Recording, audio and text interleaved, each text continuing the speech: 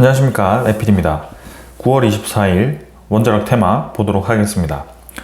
자, 어제 영상은 개인 일정으로 촬영하지 못했고요. 오늘 같이 이제 한번 보도록 하겠습니다. 두산 에너빌리티를 비롯해서 오늘도 관련 종목들이 좀 반등을 하는 모습이 나왔고요. 한전 관련된 종목들 제외하고는 좀 이제 올라갔습니다. 증시부터 보게 되면 코스피는 오늘 0.4% 하락을 했고 코스닥은 1.3% 정도 빠지면서 증시에서는 좀 이제 외국인 투자자가 양쪽에서 2,500억 정도 매도를 하면서 빠져나왔고요. 코스피가 이제 상승폭을 조금 주춤하면서 이제 3,500선 근처에서 줄을 세우고 있습니다. 그간 이제 반도체 종목들이 급등을 하면서 좀 힘을 많이 받는 모습이었는데요. 이후에 이제 흐름이 어떻게 이제 또 주도주가 형성이 될지 지켜볼 필요가 있겠습니다. 이미 삼성전자, SK하이닉스를 비롯해서 대형 종목들이 꽤나 이제 많이 단기간에 상승을 했기 때문에 계속 그 종목들만 올라가기보다는 아마 테마별로 움직임을 좀 순환시키면서 진행하지 않을까라는 생각이고요. 조방원, 조선방산원전이 최근에 이제 관심을 받지 못하면서 이제 반바지라는 그런 새로운 테마들에 관심이 이끌려갔고요. 반바지는 이제 반도체, 그 다음에 바이오, 지주사 이렇게 이제 되어 있는데요. 그게 다시 돌아올 가능성도 있습니다. 그래서 그런 부분들을 좀 생각을 하면서 봐야 될 것 같고요.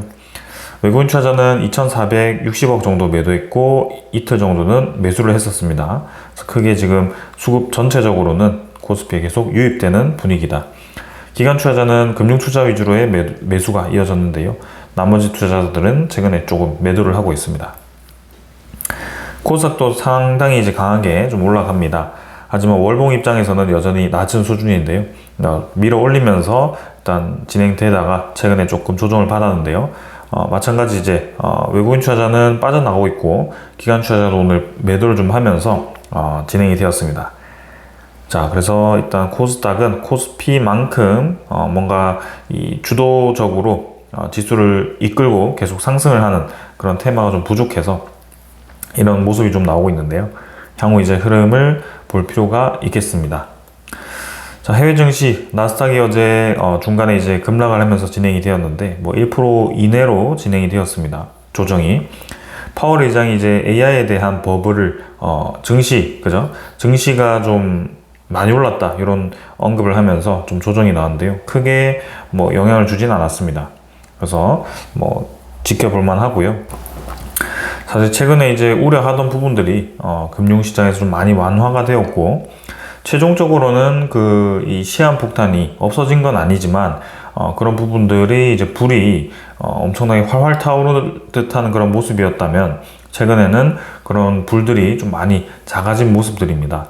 그래서 오히려 그 부분보다 시장이 유동성 자금이 투입된다는 부분에 더 집중할 수 있는 상황이 만들어졌기 때문에 그런 면에서 시장이 계속 긍정적으로 진행이 되고 있습니다. 나스닥 제외 니케이 상해종합은 또 반등을 하면서 진행이 되었고요. 최근에 아주 강한 모습을 보입니다. 환율은 4.4원 정도 올랐고요. 1399원으로 진행이 되었습니다. 자, 그래서 금리 인하 시그널과 함께 좀 이제 떨어질 듯한 그런 환율의 움직임이 다시금 좀 이제 상단으로 치고 나가기 시작합니다. 이 환율이 이제 어떻게 될지 계속 봐야 되겠지만 우리나라 입장에서는 이제 미국 금리가 내려간다면 환율이 떨어져야 정상인데요. 일단 조금 더 살펴보도록 하겠습니다. 아마 이 부분은 우리나라가 향후 이제 미국과의 관세 협상에 있어서 우리나라에 많은 외환 보유고를 투입시킨다라는 가정하에 그러면 이제 달러가 미국으로 유입되기 때문에 그런 부분들이 우리나라 환율을 또 끌어올릴 수 있는 요소가 될 수 있습니다. 그래서 이러한 부분들을 좀 계속 주시를 해 보도록 하겠습니다. 자, 그래서 이 정도로 이제 시장에 대한 분위기 살펴봤고요. 오늘 이제 종목들 다시 돌아가서 보도록 하겠습니다. 두산 에너빌리티부터 먼저 보겠습니다. 두산 에너빌리티 2,800원 상승했고 4.4% 상승으로 마무리되었고요. 65,900원으로 진행이 되었습니다. 자, 계속 밴드를 이어가는 와중에 한번 이제 웨스팅하우스에 대한 이슈로 급락을 시켰고 빠르게 반등을 시킨 다음 이제 계속해서 좀 눌러지는 듯한 모습이었는데요. 최근에 다시 한번 이제 그 부분을 뚫고 올라가는 모습이 나오기 시작합니다. 이평선 수렴 구간에서 이제 떨어지는 듯한 모양새를 보이다가 지지라인 형성하면서 다시금 그 수렴 구간보다 위쪽으로 올라왔고요. 여전히 이제 횡보 구간 안에 있다라고 보셔도 무방합니다. 최근에는 이제 거래량이 증가하면서 치고 나가는 그림이 나왔기 때문에 좀 더 긍정적으로 보고 있는 거고요. 이제는 사실 주가의 흐름이 어떻게 되든지 간에 지금 우리의 가장 중요한 것은 주가 상승에 대한 명분입니다. 그 명분이 이제 미국과의 원전에 대한 사업 협력 혹은 AI에 대한 엄청나게 큰 이 발전 속도로 인해서 예상보다 더 큰 전력 수요가 발생했고 거기에 대해서 에너지에 대한 인프라가 엄청나게 커지게 된다. 이러한 명분들이 이제 가시화되었을 때 두산 에너빌리티를 비롯한 그런 종목들이 다시 한번 움직일 겁니다.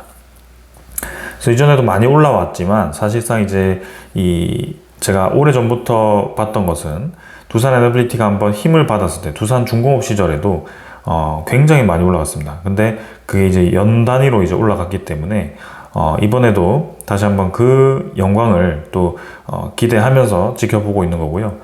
사실 이제 직접적으로 이제 주가끼리를 비교하기는 어렵겠지만 일단은 그만큼 지금 전력 인프라에 대한 수요가 많아졌고 이전에 2007년, 2008년대와 비교할 수 없을 정도로 지금 그 전력에 대한 수요가 커진 상황, 그리고 거기에 대한 이 매출과 이제 향후 수요가 늘어날 수 있는 상황이라고 한다면 두산 에너빌리티도 충분히 더 올라갈 수 있을 거라고 보고 있습니다.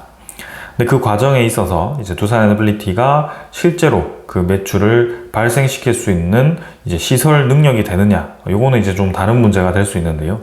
최근에는 이제 그 부분보다는 두산 에너빌리티에 대한 기대감으로 조금 더 주가가 움직이는 듯한 모습입니다. 하지만 그 주가가 이제 계속 올라가는 도중에 이제 그런 리스크들이 한 번씩 다시 한번 부각이 될 건데요. 그 부분은 이후에 제가 한번 다시 다뤄보도록 하겠습니다. 일단 3일 정도 해서 외국인 투자자 계속 매수해주고 있고 기관 투자자도 같이 매수를 해주고 있습니다. 그래서 잠깐 매도했던 부분을 다시 한 3일 정도 해서 500만 주 가까이 매수를 했고요. 기관 투자자도 꽤나 이제 많이 매수했죠, 최근에. 그래서 투신, 그 다음에 연기금, 사모펀드, 금융투자 모두 다 매수해줬고요. 자, 66,000원까지 어느덧 반등했기 때문에 추가적인 이제 힘을 받아서 7만원 돌파를 시도를 해야 될 것 같습니다. 그다음 현대건설이고요. 현대건설은 상대적으로 약한 모습입니다. 두산 에너빌리티는 3일 정도 바짝 반등했다면 현대건설은 9월 23일까지 또 이렇게 하락을 계속 했습니다.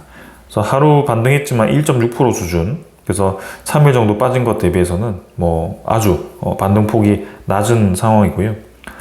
추가적인 이제 바닥 라인을 다지는 작업이 더 필요해 보입니다. 이전에도 이제 라인을 만들다가 한번 떨어뜨렸기 때문에 다시 한번 그 라인을 만들어가는 모습이고요. 항상 이제 이 일반 투자자들은 이 지지 라인을 잘 보고 투자를 하게 되는데 그 지지 라인을 이제 깼을 경우에는 손절을 할 가능성이 높습니다. 그래서 현대건설도 아마 그러한 시그널이 나타났을 거고요. 근데 이러한 상황에서 저점을 만들고 다시 한번 올라가기 시작한다면 충분히 지금 현대건설은 많이 하락한 만큼 또 올라갈 수 있는 가능성이 크다라고 저는 보고 있습니다. 최근에 이 하락폭은 단순히 건설에 대한 그런 우려감들, 그런 부분들이 좀 과하게 반영이 되었다라고 생각이 되고요. 향후 이제 움직임에 따라서 그런 리스크가 무마되면서 기대감으로 집중되지 않을까 싶습니다. 외국인 투자자 이제 100만 주 매도 이후에는 그래도 4일 정도 연속으로 들어와주고 있고요. 더 이상의 큰 매도는 없습니다. 그리고 기관 투자자도 연일 매도를 이어가다가 오늘 이제 좀 멈춘 모습이고요. 보험, 투신, 연기금 투자자, 사모펀드 모두 매수를 했습니다. 그래서 주도적으로 좀 매도하던 수급들이 조금 이제 매도를 멈추고 다시 매수를 이어가기 시작하는지 보도록 하겠습니다. 한전 KPS는 계속 반응이 없습니다. 비슷한 자리에서 형성이 되고 있고요. 최근에 이제 조직 관련해서도, 그 다음에 국내 원전 시장에서도 조금 이제 좋지 않은 분위기가 이어지고 있고, 그 부분에 있어서 한전 KPS가 좋은 움직임을 보이지 못하고 있습니다. 최근에 이제 거래량도 좀 부족하고요. 투자 수급도 외국인 투자자, 기관 투자자 매수 매도 반복하지만 뭐 별로 임팩트가 없기 때문에 일단 이 정도로 좀 넘어가겠습니다. 한전 기술도 비슷한 움직임이죠. 그래서 바닥 라인으로 이제 지지를 해주고 있고, 이전에 웨스팅하우스 이슈로 좀 떨어졌던 부분을 아주 빠르게 돌파를 하면서 좋은 움직임을 기대했는데, 그 이제 국내 원전 건설에 대한 신규 원전 건설이 없다라는 발언 이후에 이런 부분들이 계속 하락으로 접근이 되고 있습니다. 자, 그래서 외국인 투자자, 기관 투자자도 이틀 매수했지만 주가를 강하게 올리지는 않고 있다. 한국전력도 지금 이제 전기 요금 동결과 함께 조금 이제 쉬어가는 듯한 모습인데요. 이평선 이제 좀 내려갔지만 사실 지지라인 형성하면서 다시 반등하면 충분히 올라갈 수 있는 상황입니다. 그리고 외국인 투자자는 한국전력을 계속 매수를 해주고 있습니다. 그래서 비중을 계속 높이고 있고요. 기관 투자자도 매도를 하다가 최근에 매수를 시작했는데요. 양매수가 또 이어지기 시작하는지 보도록 하겠습니다. S&T에너지는 마찬가지 큰 움직임 없는데요. 전체적으로는 계속 상승 방향이죠. 그래서 큰 폭의 상승 이후에 조정을 좀 받았지만 최근에 한 3주 정도는 지지부진한 흐름을 보이고 있지만, 그 이후에 이제 다시 한번 상승이 시작되었을 때 얼마나 또 빠르게 올라갈지가 기대되는 종목이고요. 외국인 투자자 이틀 매도했고, 기관 투자자가 반대로 이제 매수를 해줬는데, 수급은 특별하게 최근에는 주목되는 수급은 없습니다. BHI가 이제 반등을 다시 시작합니다. 2% 정도 반등했고요. 61선 지지 라인 만들면서 좀 올라가기 시작하는데요. 21선 저항 맞고 조금 눌러졌습니다. 뭐 충분히 여기서 쌍바닥 라인 다지면서 돌파를 시도할 수 있을 것 같고요. 원자력 테마가 다시 움직인다면 BHI 당연히 올라갈 겁니다. 그래서 이제 전 고점을 돌파할 수 있는 자리를 만들 거고, 그런 부분들을 기다려 봐야 되겠다. 최근 거래량은 이제 전보다 좀 증가한 상황이고요. 이틀 정도에서 6% 가까이 반등했고, 근데 이제 외국인 투자자가 좀 집중적으로 최근에 BHI를 매도를 하고 있고, 기관 투자자가 반대로 매수를 해주고 있습니다. 그래서 연기금 투신이 좀 매수를 해주고 있는데요. 한번 계속 보겠습니다. 자, 성원밴드도 아주 강하게 오늘 시작을 했습니다. 5% 정도 반등했고 33,500원으로 마무리되었고요. 참 좀 지저분하다라는 생각이 들 정도로 윗꼬리를 좀 많이 다는 종목 중에 하나입니다. 강하게 좀 올라가서 윗꼬리 없이 좀 마감하는 그 날을 좀 기다리고 싶은데 그런 부분들이 좀 부족한 것 같고요. 그래도 이제 올라갔다가 내려갔다 올라갔다 내려갔다 아주 주기적으로 개인 투자자들이 신호를 포착하기 좀 쉽게 움직여주고 있습니다. 그래서 이렇게 이제 올라가게 되면 이제 전고점 부근을 다시 한번 도전을 할 거고요. 이 부근을 이제 돌파를 하는지는 이제 향후 미국과의 무역 협상이 어떻게 되는지에 따라서 달라지게 될 것 같습니다. 자, 거래량도 오늘 많았죠. 100만 주 가까이 나왔고요. 이전에 이제 힘을 받을 때 느낌으로 왔기 때문에 추가적인 상승 기대해 보겠습니다. 외국인 투자자도 최근에 좀 많은 매수 해주고 있습니다. 오늘 22만 주 매수하면서 상당히 많은 매수했고요. 기관 투자자도 10만 주 가까이 매수했습니다. 그래서 수급적으로 괜찮은 움직임이었다. 태용은 600원 정도 반등해서 33,000원, 1.8% 반등했고요. 태용도 꽤나 약하게 진행되고 있죠. 현대건설처럼 꾸준히 지금 하락을 하는 분위기인데요. 다행히도 이제 저점 라인을 좀 잡아가는 듯한 모습입니다. 그러나 이제 태용 같은 경우도 쌍바닥을 다지고 이제 올라갈 수도 있고, 여기서 좀 더 시간을 끌 수도 있습니다. 쉽게 지금 올라가지 못하고 있는 상황이고요. 21선과 갭이 여전히 벌어져 있고, 향후 이제 움직임을 조금 더 기다려 봐야 될 것 같습니다. 분명히 이제 잠재력은 있는 기업인데 뭔가 수급적으로나 이 관심도라든지 이런 부분들이 최근에 좀 약한 모습이고요. 특히 이제 동일한 이제 거래원들이 계속 나타나면서 주가를 좀 이제 가두어 놓는 그런 느낌들이 좀 있습니다. 그래서 의도적으로 주가가 관리당하고 있다는 생각이 좀 많이 들고 있고요. 외국인 투자자 33,000주 매도, 기관 투자자 9,000주 매도하면서 최근에 기관 투자자는 계속 매도를 하고 있고, 외국인 투자자도 매수 매도를 반복을 하고 있습니다. 그래서 기관 투자자가 지금 매도를 언제 멈추는지에 따라서 이 주가도 좀 향후 움직임이 달라질 것 같고요. 원자력 테마 다시 한번 이 반응이 올 때 같이 움직일 것 같습니다. 자, 원자력 테마 중에 가장 강하게 움직이는 종목이죠. 우진입니다. 3% 정도 반등했고요. 15,570원. 어제 같은 경우는 16%까지 반등하면서 최근에 계속해서 올라가고 있습니다. 그래서 밴드를 형성하고 이 상단 라인을 이제 서서히 뚫기 시작한다라는 말씀을 드렸고요. 거래량이 서서히 증가하면서 이제 치고 나갈 수 있는 그림이 만들어졌다라고 생각했는데 정고점을 이제 한 방에 뚫어 나가면서 좋은 그림을 만들어줬습니다. 그래서 우진 지금 기관 투자자가 아주 많은 매수해주고 있고요. 최근에 이제 외국인 투자자가 끊임없이 매수하다가 최근 들어서 이제 주가가 급등할 때 좀 빠져나갔는데 오늘 다시 매수하면서 추가적인 반등을 만들었습니다. 자, 개측 기업으로서 이제 힘을 받았는데요. 우진의 굉장히 수급적으로 차트적으로 아주 좋은 움직임입니다. 그래서 월봉상으로도 이제 역사적인 고점까지도 도달을 했고요. 향후 움직임이 기대되는 상황인데 계속 지켜보도록 하겠습니다. 자, 이 정도로 이제 전체 움직임들은 다 살펴봤고요. 아까 말씀드렸다시피 주가 흐름은 그냥 주가로만 살펴보는 게 좋습니다. 그래서 저렇게 이제 거래량이 빵 터지면서 전고점을 돌파하는 움직임 아주 좋습니다. 그러면 그때부터 꾸준히 이제 상승 돌파는 이제 가는 만큼 가게 되는데요. 그렇다고 해서 우리가 계속 차트 보면서 언제 그 시기가 나올 때까지 지켜보는지 그런 것보다는 투자자 입장에서는 아무래도 기업에 대한 가치 이런 것들을 봐야 됩니다. 그 기업의 가치라는 것이 미래에 대한 그런 기업의 생산성, 기업의 발전 가능성을 보게 되는데 그게 시장에 대한 성장성과 밀접한 관련이 있습니다. 그래서 저는 계속해서 시장에 대한 움직임을 여러분들께 이해시키고 있고요. 그 시장에 대한 움직임이 우리나라 기업으로 연결될 가능성이 굉장히 높기 때문에 그런 부분들을 강조드리고 있습니다. 그래서 그 시장과 기업의 연결고리, 그 다음에 기업에서도 그 기술력이 있는 기업들, 어떤 기술력이 있는지가 중요하고 독자적인 운용이 가능한지, 그리고 경쟁 기술이 경쟁자들이 쉽게 뛰어들지 못하는 진입장벽이 높은 기술인지 이런 부분들을 이해하는 것이 좋겠습니다. 그래서 우리가 지금 보고 있는 이 테마는 사실 진입장벽이 높은 기술력들입니다. 그래서 쉽게 다른 이제 국가라든지 다른 기업들이 이 기술을 카피해서 금방 이제 따라갈 수 없는 기술이기 때문에 그만큼 이제 독보적인 상황이다. 그래서 우리나라의 원자력 발전 기술이 주목받고 있는 이유 중에 하나다. 이렇게 보시면 되겠습니다. 그래서 오늘도 준비한 소식들을 하나씩 보도록 하겠습니다. 아무래도 가장 최근에 핫한 이 지역은 미국입니다. 트럼프 대통령이 이제 이 미국 내에 원자력 발전을 4배 늘려라라는 행정명령을 내리면서 거기에 대한 움직임들이 실제로 나타나고 있고요. AI 패권을 향해 달려가는 미국 스타게이트 첫 데이터 센터가 가동되었다. 그래서 초대형 AI 인프라 구축 프로젝트가 이제 이 스타게이트였는데요. 연초에 이제 이 스타게이트 프로젝트에 이 일본의 소프트뱅크가 참여를 하면서 상당히 이제 많은 관심을 받았습니다. 근데 그게 실제로 데이터 센터로 연결이 되었고 가동이 되기 시작한다.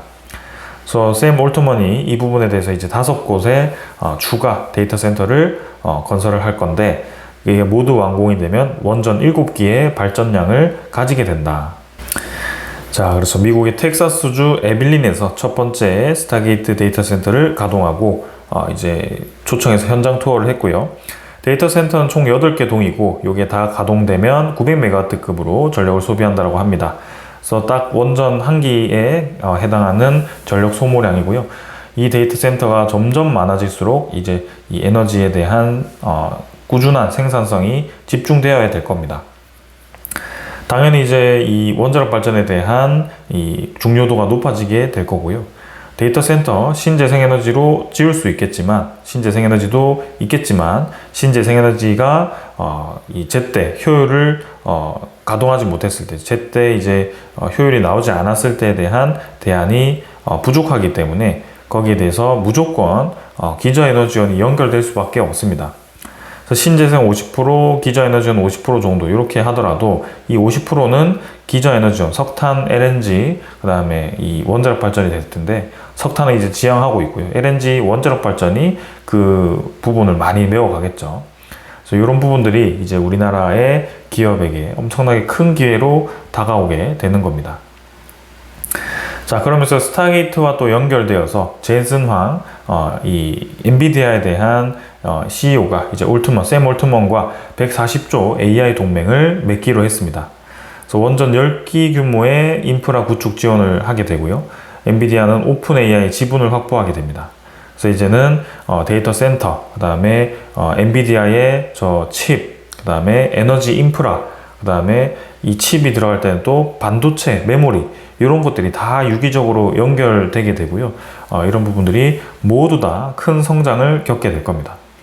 그래서 올해 말부터 이제 본격적으로 그 내용들이 와닿기 시작했고, 내년에는 오히려 위기보다는 더 큰 시장에 대한 성장성이 기대되는 상황입니다.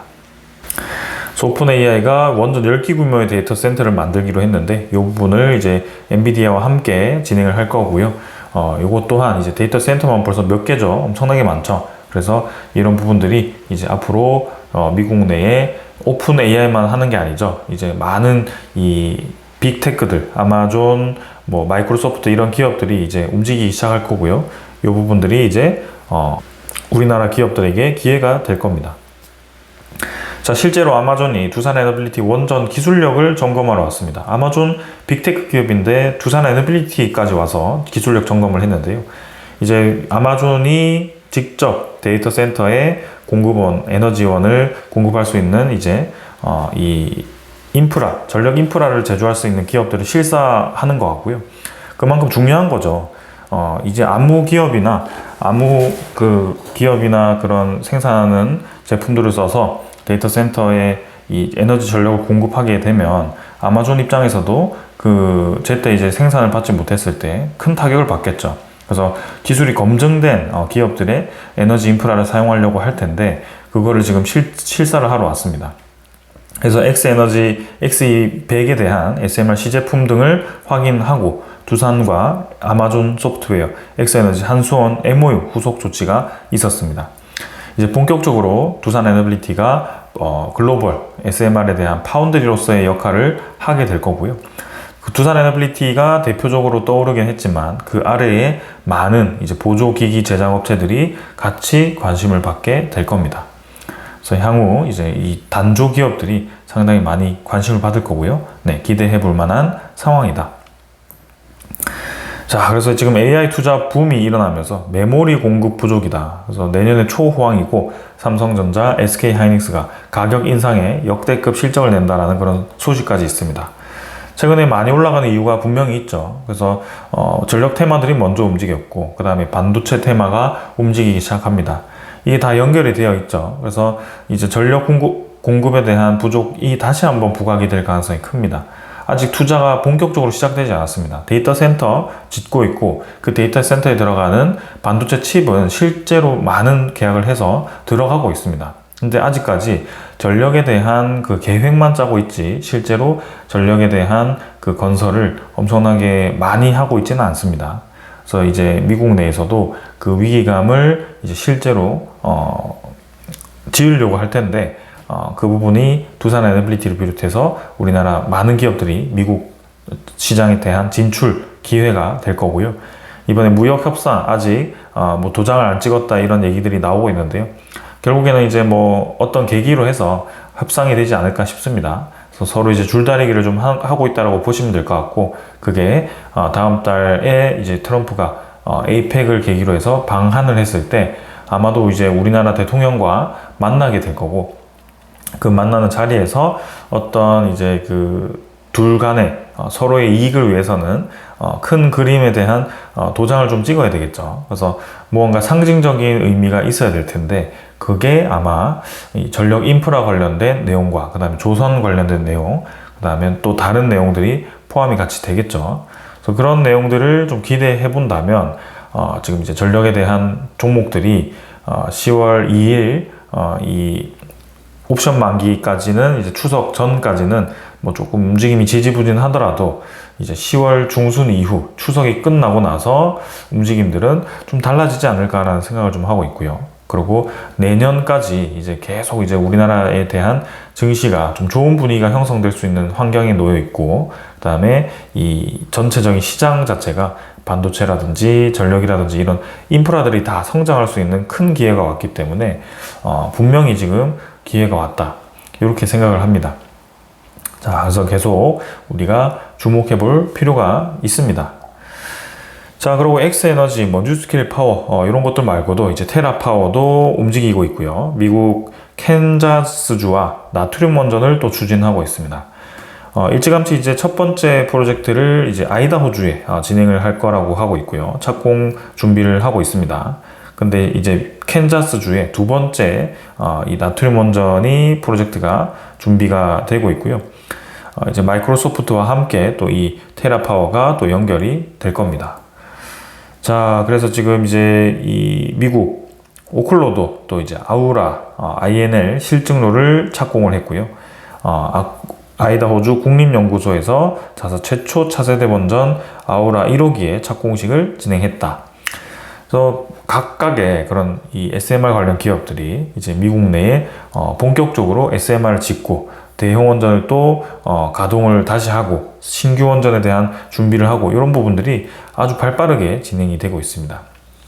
그러나 아직 그 많은 SMR, 많은 대형 원전 이런 부분에 대해서 그 안에 들어가는 주요 기기들을 누가 공급할지 공식적으로 좀 언급이 되지 않았는데 민간 기업들끼리는 두산에너빌리티, 뭐 태웅, 그다음에 뭐 현대건설, 그리고 뭐 다른 이제 이 기자재 기업들, 뭐 성강밴드라든지 뭐 SNT에너지 이런 기업들, BHI들이 포함이 되어 있습니다.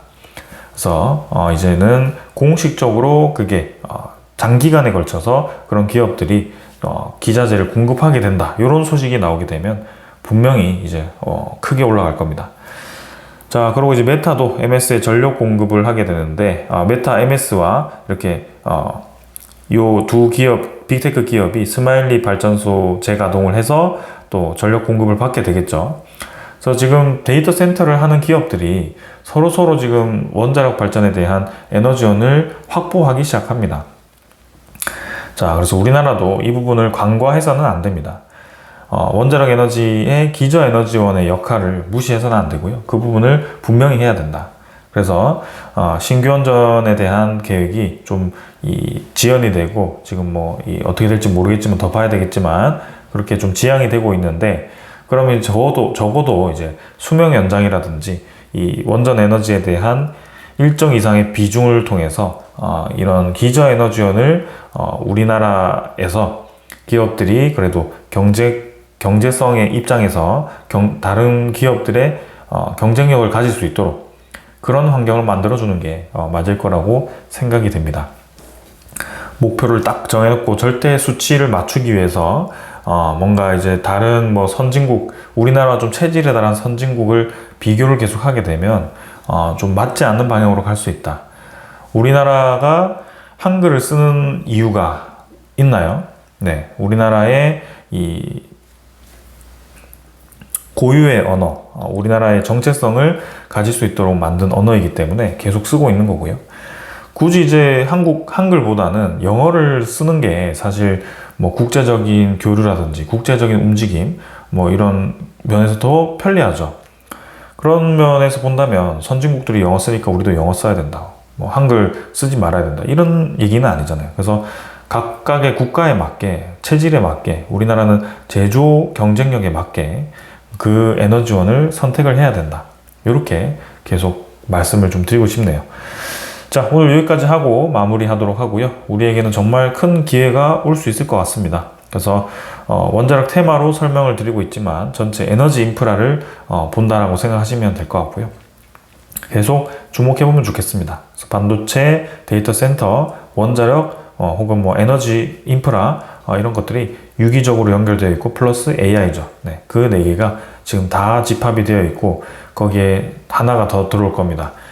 휴머노이드 시장이 성장을 하기 시작하면 AI와 이제 거기 들어가는 2차 전지, 그 다음에 그런 모션을 위한 이 동작 AI, 그 다음에 모터, 그리고 거기에 로봇을 움직일 수 있는 에너지원들이 또 필요하겠죠. 그런 부분들이 이제 필요하다. 자, 오늘 여기까지 하고 마무리하고요. 내일 뵙도록 하겠습니다. 감사합니다.